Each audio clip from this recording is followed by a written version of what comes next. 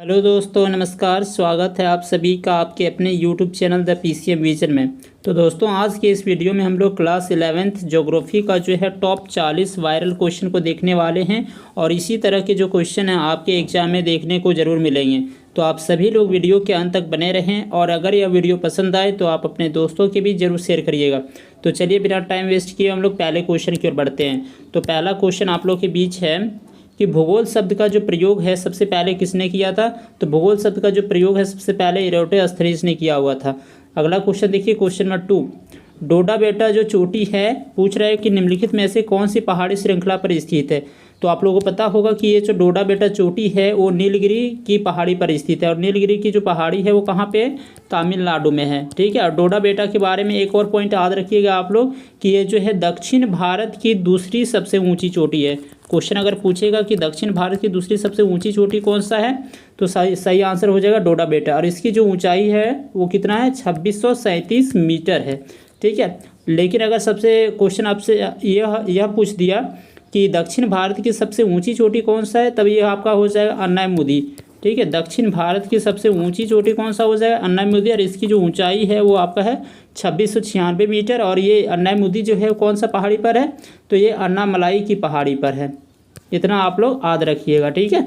चलिए अगला क्वेश्चन देखते हैं हम लोग। Question number 3।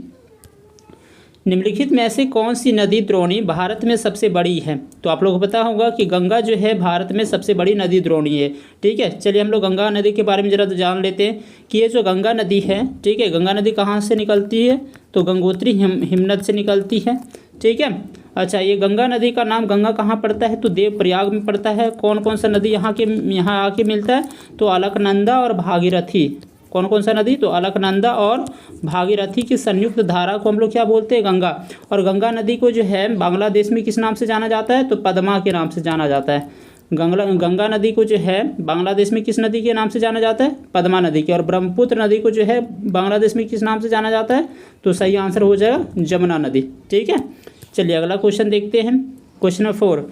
पृथ्वी की उत्पत्ति से संबंधित ज्वारीय परिकल्पना का प्रतिपादन किसने किया। ठीक है। तो पृथ्वी की उत्पत्ति से संबंधित जो है ज्वारीय परिकल्पना, जिसको हम लोग टाइडल हाइपोथेसिस भी बोलते हैं, ठीक है, इसकी परिकल्पना जो है सर जेम्स जीन्स ने किया था। ठीक है। अगला देखिए, क्वेश्चन नंबर 5। पृथ्वी के क्रोड पर कौन से दो पदार्थ पाए जाते हैं। ठीक है। तो आप लोगों को पता होगा कि पृथ्वी के 3 लेयर होते हैं। ठीक है। एक होता है क्रोड, एक क्रोड हो गया, मेंटल हो गया, परपटी हो गया। ऊपर वाले लेयर को हम लोग क्या बोलते हैं, परपटी। इसके नीचे वाले लेयर को मेंटल और ये नीचे वाले लेयर को बोलते हैं क्रोड। तो पूछा हुआ है कि ये जो क्रोड है वो किससे बना हुआ होता है, तो नीफे से होता है। ठीक है। नीफे को हम लोग क्या बोलते हैं, निकेल और फेरस। ठीक है। जबकि परपटी और जो मेंटल होता है ये जो आपका एक सियाल और सीमा से बना हुआ होता है। ठीक है। सियाल और सीमा, सिलिकॉन और एल्युमिनियम हो गया, सिलिकॉन और मैग्नीशियम हो गया। याद रखिएगा। तो 5 का जो ऑप्शन नंबर आपका सी सही हो जाएगा, निकेल और लोहा। अगला देखिए, क्वेश्चन नंबर 6। निम्नलिखित में से कौन सा स्थान जो है भारत में सबसे ठंडा है, तो सही आंसर हो जाएगा द्रास। ठीक है। अगला देखिए, क्वेश्चन नंबर 7। प्रादेशिक भूगोल किस विद्वान द्वारा प्रतिपादित किया गया। ये जो प्रादेशिक भूगोल है जिसको हम लोग रीजनल ज्योग्राफी भी बोलते हैं, वो किसके द्वारा प्रतिपादित किया गया, सही आंसर हो जाएगा Carl Ritter. Next question number 8 देखिए। निम्नलिखित आम्योत्तर में कौन सा भारत का जो है मानक आम्योत्तर है। ठीक है। स्टैंडर्ड मेरिडियन कौन सा है भारत का, सही आंसर हो जाएगा 82.5 डिग्री। ठीक है। 82 डिग्री 30 मिनट जो है भारत का क्या है, मानक आम्योत्तर। ठीक है। और ये जो भारत का और ये जो आपका मानक आम्योत्तर है 82.5 डिग्री जो है वो भारत के कहाँ से गुजरता है, तो ये भारत के जो है मिर्ज़ापुर डिस्ट्रिक्ट से गुजरता है। मिर्ज़ापुर कहाँ पड़ता है, तो मिर्ज़ापुर जो है आपका, ये जो मिर्ज़ापुर है ये यूपी इलाहाबाद में पड़ता है। ठीक है। और ये जो भारत का मानक आम्योत्तर है वो 5 राज्यों से होकर गुजरता है। वो 5 राज्य कौन कौन से हैं, तो सही आंसर हो जाएगा यूपी, एमपी, उत्तर प्रदेश, मध्य प्रदेश, छत्तीसगढ़। ठीक है। उड़ीसा हो जाएगा, उड़ीसा, और आपका एक हो जाएगा आंध्र प्रदेश। ठीक है। इतना याद रखिएगा। तो चलिए अगला क्वेश्चन देखते हैं हम लोग। Question number 9। निम्नलिखित में से कौन सी भू आकृति का निर्माण जो है नदी की अपरदन क्रिया के द्वारा होता है, सही आंसर इसका हो जाएगा गॉर्ज, जिसको हम लोग जॉर्ज भी बोलते हैं। जैसे जब नदी बह रही होती है तो नीचे जो बहुत ज़्यादा गड्ढा हो जाता है उसी को हम लोग गॉर्ज बोलते हैं। ठीक है। अगला, मृदा का सर्वाधिक व्यापक और उपजाऊ प्रकार कौन सा है, तो मृदा का जो सर्वाधिक व्यापक और उपजाऊ प्रकार है वो कौन सा है? जलोढ़ मृदा।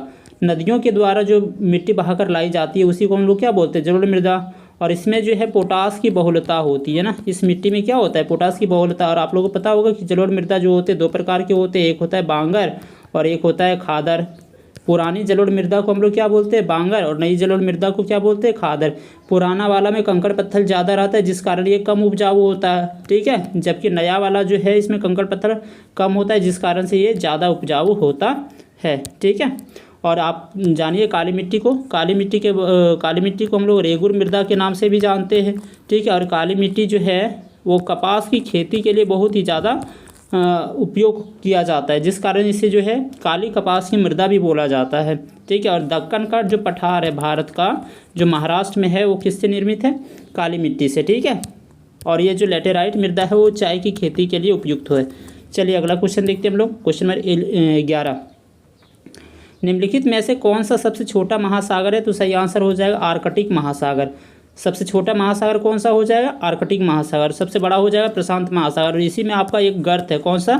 मेरियाना गर्त जो है वो आपका इसी में है, ठीक है। इसकी जो गहराई है वो कितनी है? 11,022 मीटर है, ठीक है। यानी कि इसमें अगर माउंट एवरेस्ट को भी उठा के रख दिया जाए तो इसके अंदर चला जाएगा, ठीक है। चलिए देखते हैं अगला क्वेश्चन। किस राज्य में जो है लोकटक झील है? ठीक है, तो लोकटक झील जो है वो विश्व का एकमात्र तैरता हुआ पार्क है, ठीक है। ये जो लोकटक झील है वो विश्व का जो है एकमात्र तैरता हुआ पार्क है। और ये जो लोकटक झील है वो कहाँ पे है? मणिपुर में है, ठीक है।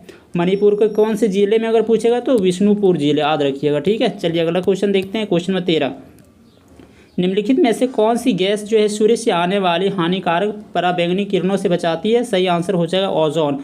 और ओजोन का फॉर्मूला क्या होता है? O3। कहाँ पे पाया जाता है ये? तो ये समताप मंडल में पाया जाता है ओजोन, ठीक है। चलिए अगला क्वेश्चन देख लीजिए।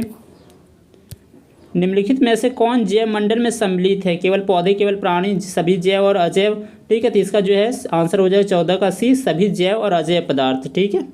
अगला जैव घटक के रूप में प्राणी हो गया और अजैव घटक के रूप में आपका वर्षा, ताप, ये सब सारा हो जाएगा। चलिए क्वेश्चन नंबर 15 देखिए। भारत के किस राज्य में बाढ़ अधिक आती है? तो भारत के जो असम राज्य है यहाँ पे बाढ़ अधिक आती है। नेक्स्ट क्वेश्चन नंबर 16, निम्नलिखित में से किन पावनों को हिम पक्षी अथवा हिम हरिणी कहा जाता है? तो किन पावनों को जो है हिम पक्षी अथवा हिम हरिणी कहा जाता है? सही आंसर हो जाएगा चिनूक। और ये जो चिनूक है, ये जो चिनूक पवन है वो कहाँ पे बहता है? रॉकी पर्वत में, याद रखिएगा। ये जो चिनूक पवन है वो कहाँ बहता है? रॉकी पर्वत, यानी USA और कनाडा में, ठीक है। USA और कहाँ पे? तो कनाडा में बहता है, ठीक है। और ये जो चिनूक पवन है ये चारागाह के लिए बहुत ही ज़्यादा हेल्पफुल रहता है। वहाँ के चारागाह के लिए, रॉकी पर्वत के जो पूर्व के रहते हैं तो वहाँ के चारागाह के लिए पिघला करके जो है वहाँ जानवरों के लिए उपयोगी होता है, ठीक है। तो चिनूक को जो है हिम पक्षी या हिम हरिणी भी कहा जाता है। अगला ये जो फॉन है वो फॉन जो है आल्पस पर्वत के निकट बहता है, ठीक है। और ये जो है अंगूर की खेती के लिए उपयोगी होता है फॉन। लू जो होता है उत्तरी भारत में जो चलता है उसी को लू बोला जाता है, याद रखिएगा। अगला क्वेश्चन देखिए। भारत में सबसे अधिक वर्षा कहाँ होती है? तो भारत में सबसे अधिक वर्षा जो होती है मासिनराम में होती है। नेक्स्ट, नेशनल पार्क और पशु विहार जो होते हैं निम्नलिखित में से किस उद्देश्य के लिए बनाए जाते हैं? तो संरक्षण के लिए। अगला क्वेश्चन नंबर 19 देखिए। निम्नलिखित में से कौन सा भारत का पड़ोसी देश नहीं है? तो भारत का जो है थाईलैंड जो है भारत का पड़ोसी देश नहीं है। बांग्लादेश है, पाकिस्तान है और अफगानिस्तान भी है। एक बात याद रखिए कि बांग्लादेश जो है भारत के साथ सबसे लंबी स्थलीय सीमा लगाता है। तो भारत के साथ सबसे लंबी स्थलीय सीमा कौन सा देश का है? बांग्लादेश का है। तो बांग्लादेश की जो स्थलीय सीमा की लंबाई है भारत के साथ वो कितना है? 4096.7 किलोमीटर, ठीक है। और सबसे कम जो है वो किसका है? अफगानिस्तान का है, ठीक है। इसका कितना? 106 किलोमीटर, याद रखिएगा। अगला क्वेश्चन देखिए, क्वेश्चन नंबर 20। निम्नलिखित में से कौन सा कठोरतम खनिज है? सही आंसर हो जाएगा हीरा जो है कठोरतम खनिज है। नेक्स्ट क्वेश्चन नंबर 21 देखिए। ज्वार भाटा के निर्माण के लिए कौन सा बल उत्तरदायी नहीं है? तो ज्वार भाटा के उत्पादन के लिए जो है आपका कोरियोलिस बल जो है वो उत्तरदायी नहीं है। अब कोरियोलिस बल के बारे में जानते हैं कि पृथ्वी के घूर्णन के कारण जो बल उत्पन्न होता है उसी को हम लोग क्या बोलते हैं? कोरियोलिस बल बोलते हैं, ठीक है। और इस बल के कारण क्या होता है, जो पवनें होती है उत्तर दिशा में तो अपनी दाहिनी ओर विस्थापित हो जाती है। ये बात याद रखिए, क्वेश्चन पूछ सकता है, ठीक है, कि इसी बल के कारण क्या होता है कि उत्तरी ध्रुव में जो पवनें होती है अपने दाहिनी ओर विस्थापित हो जाती है और दक्षिणी ध्रुव में जो होती है वो अपनी बाईं ओर विस्थापित हो जाती है। और इसे जो है हम लोग फेरेल का नियम भी बोलते हैं। क्या बोलते हैं इसको? फेरेल का नियम भी बोलते हैं, ठीक है, याद रखिएगा। चलिए अगला क्वेश्चन देखते हैं। क्वेश्चन नंबर 22, सिमलीपाल जीव मंडल नीचे निम्नलिखित में से किस राज्य में स्थित है? तो सिमलीपाल जो जीव मंडल नीचे है वो आपका ओडिशा राज्य में स्थित है। नेक्स्ट, निम्नलिखित प्रकार के बादलों में से सबसे आकाश में सबसे ऊंचा बादल कौन सा है? तो सबसे ऊंचा बादल जो है आपका हो जाएगा पक्षाभ बादल, ठीक है। सबसे ऊंचा बादल कौन सा हो जाएगा? पक्षाभ बादल हो जाएगा। और कपासी बादल जो होता है, तो कपासी बादल जो होता है इनका आकार जो होता है समतल होता है। इनका आकार क्या होता है? समतल होता है और शीर्ष जो होता है गुंबदनुमा होता है, ठीक है, याद रखिएगा। स्तरीय जो बादल होते हैं ये परतदार होते हैं। स्तरीय बादल जो होते हैं वो कौन सा होते हैं? परतदार होते हैं। क्वेश्चन आपसे पूछ सकते हैं कि स्तरीय बादल कौन से बादल जो होते हैं? परतदार होते हैं। सही आंसर हो जाएगा स्तरीय बादल, ठीक है। और ये जो बादल हैं 2 या 3 किलोमीटर की ऊंचाई तक रहते हैं, ठीक है, 2 या 3 किलोमीटर तक की ऊंचाई तक रहते हैं और पूरे आसमान को ये ढके हुए रहते हैं, ठीक है। ये रहा आपका आंसर। अगला देखिए, भूकंप किस प्रकार की प्राकृतिक आपदा है? तो भूकंप जो है एक भौमिक टेरेस्ट्रियल प्राकृतिक आपदा है। नेक्स्ट, चूना पत्थर का रूपांतरित रूप है। तो चूना पत्थर का जो रूपांतरित रूप है उसको हम लोग क्या बोलते हैं? संगमरमर बोलते हैं।